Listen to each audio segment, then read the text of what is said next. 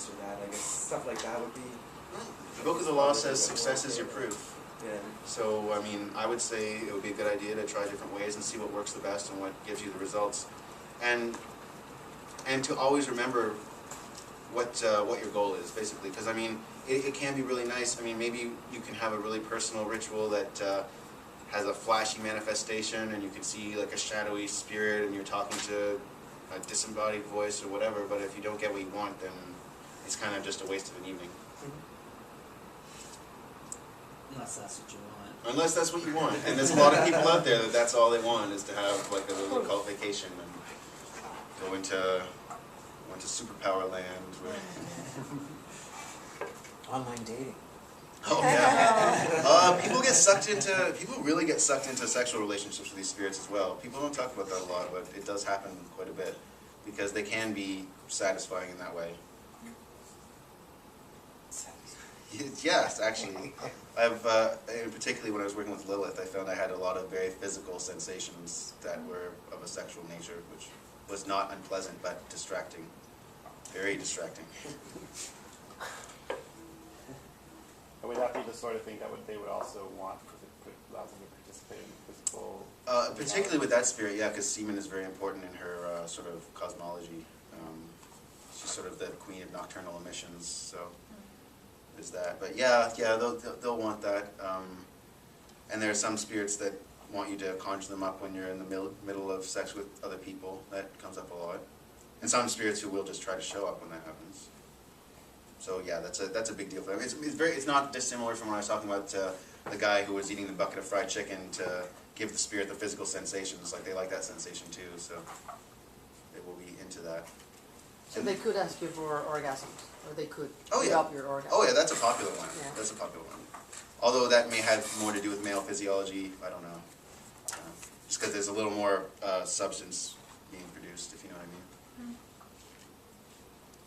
Yeah, that's popular. Blood's popular. Meat's popular. That kind of stuff. It's really like the stuff that you'd expect from these creatures. Animal sacrifice comes up a fair bit. If we're squeamish about that, then we've obviously forgotten our Christian and pagan roots. There's lots of that. Alcohol and tobacco. Alcohol and tobacco, yes, very big ones. And different spirits will like different kinds of alcohol. Although, you know, I'm not one to speak out against getting a little buzzed before rituals. Sometimes it helps with the whole inflaming yourself and praying stuff, but that's one to be really careful of. And there are certain entities that will take advantage of that situation, and also certain entities that will affect how your body processes alcohol. Actually, when I was in week 3 of my Amun Ra working, I had a big problem with that. What would normally be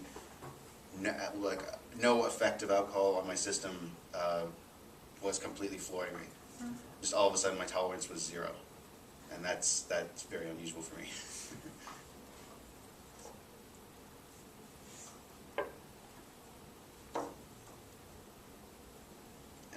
Good incense is helpful too, and that depends if you're free to burn that kind of stuff.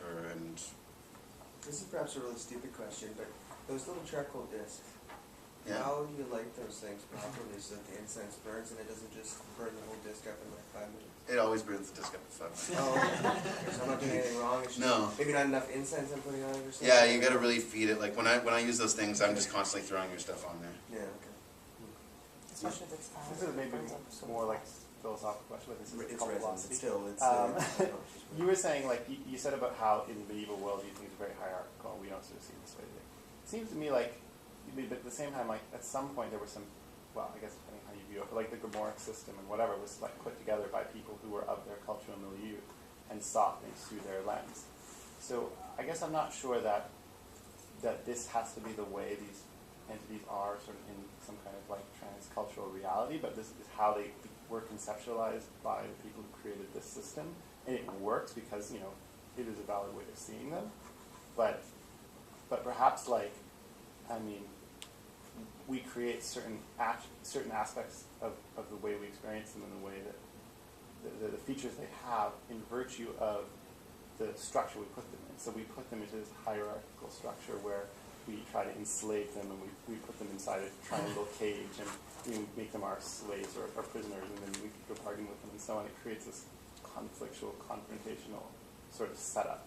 But maybe the very same spirit or the very same self-aware idea or whatever would have very different personalities, very different attributes if interacted with in a different way, in a different modality. Well, I'd say two things about that. One is that certainly, even though you do want to put yourself in a position of authority to a certain extent, I do think it's important to work with the spirit and make sure that you have a certain amount of, I mean, you can boss someone around and tell them what to do, but if you're not on the same page with where you're going, then you're going to have a bad employee or a useless slave or someone who's looking to subvert what you're trying to give them to do.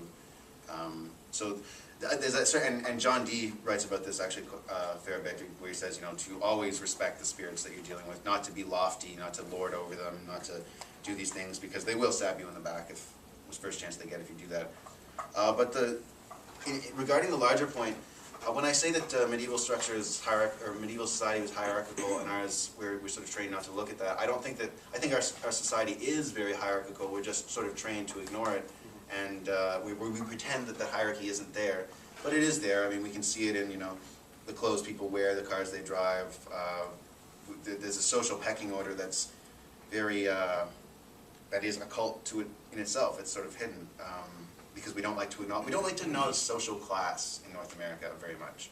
Whereas if you go to Europe, for example, if you go to like England, class is a really big deal, and it's a really obvious thing. It's something people talk about. Whereas here, we don't talk about class very much. And if you do start talking about it, then they're going to call you a socialist. So you got to watch yourself. Yes? I want to go on what you were saying. I don't use circles. I'm a Satanist, and I also worship demons. So, all the stuff that you're saying to me, like about the crucifixes, I don't agree with that. Because I have a positive relationship with demons. I don't believe just by saying, okay, in Jesus' name, you're out. You can also have exorcisms towards Jesus and Jehovah. That's proven to work as well. So when you're talking to a demon, and you have an altar to a demon, and you're talking nice to them and having a relationship, they will share their knowledge and their wisdom, and they're not anything like what you see on the movies or what the church portrays.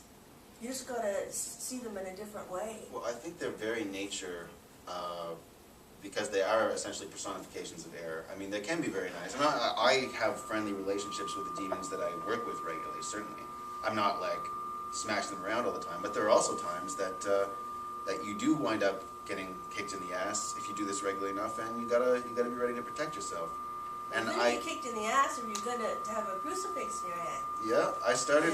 No, it doesn't work like that. Sorry, I started out as a Satanist myself, so I can sympathize. I did a lot of worshiping demons when I started this early on, and I found that without balancing it with the angelic side, then it just caused a whole world of trouble. I think it causes more trouble if you invite angels in as well. I think you should go I on think one you gotta. or the other. Well, in Liber 90, Crowley says, "My adepts stand with their feet below the heaven, or the feet below the hells, and their head above the heavens." So, I think that balance is important in anything. You lose the balance, you lose control, and that's just basic. That's just basic. And perhaps, you don't have to make a general statement about it. Perhaps everybody's born with a different relation to light and dark. And according to that relationship, you're more comfortable on one side or the other. But we're supposed to be going outside of our comfort zones here. Sure. I mean, But if you're more like I said, comfortable in when the I dark, started- you might have to work more with the light. If you're And- more comfortable in the light, you might have to work more in the dark. So same rule doesn't apply to every person, right? Yeah, but it depends what your goals are, ultimately. Like, I mean, I had only really worked with demonic entities when I took my AA oath. And that was the first thing I was told, is for 1 year, you will only work with angels because you've done all your work with demons so far. You're very comfortable in that world, obviously, so they wanted me to start out by going outside my comfort zone into something that didn't necessarily come naturally to me. And as I started to do that, I started to see the value of that as well. So you have to work with both, but Yes. maybe perhaps, depending on your own nature, you have to work more on one side or the other. Yeah. Although